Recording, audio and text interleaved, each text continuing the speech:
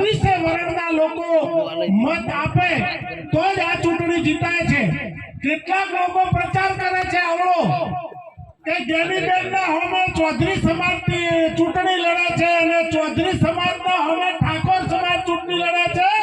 હું ગેનીબેનની હાજરીએ તમને ખાતરી આપું છું કોઈ સમાજ સમાજની સામે ચૂંટણી લડતો નથી। માત્ર ભાજપ અને કોંગ્રેસ ચૂંટણી લડે છે। ભાજપની સામે કોંગ્રેસ ચૂંટણી લડે છે અને કોંગ્રેસને તમામ સમાજોની જરૂર છે। એટલે એક સમાજ મત આપે તો ગેનીબેન જીતવાના છે। આ દેશની પરિસ્થિતિ, આ રાજ્યની પરિસ્થિતિ અને આપણા તાલુકાની પરિસ્થિતિથી આપણે બધા જાણકાર છીએ। આપણો તાલુકો પાણી માટે સતત હેરાન થાય છે।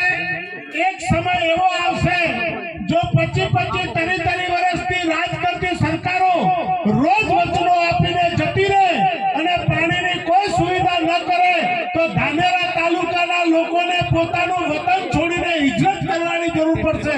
માટે આ પાણીના પ્રશ્નને લઈ અને જ્યારથી આ ગેનીબેન આ ચૂંટણીના મેદાનમાં આવ્યા એ દિવસથી ધાનેરાની જનતા જ્યારે ગેનીબેન ધાનેરામાં આવે ત્યારે એક જ વિનંતી કરે છે કે બેન તમે ઉમેદવાર છો, અમે તમારી જોડે કોઈ વચન માંગતા નથી।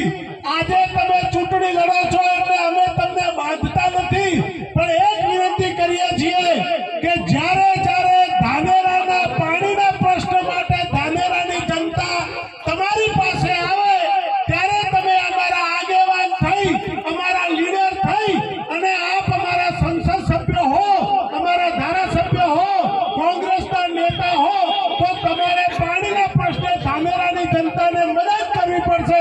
એટલી અમે ખાતરી માંગીએ છીએ। સમગ્ર ધાનેરા તાલુકો હોશભેર તમારા પંજાના નિશાન ઉપર મત આપવાનો છે। અને ગેનીબેન આ વિસ્તાર એક એવો વિસ્તાર છે કે આ વિસ્તાર ઉપર કોંગ્રેસી વિસ્તારની છાપ લાગેલી છે। આ વિસ્તાર એટલે કોંગ્રેસનો ગઢ છે અને આ કોંગ્રેસના ગઢમાંથી એક પણ વોટ ભાજપના કમળના નિશાન ઉપર ન જાય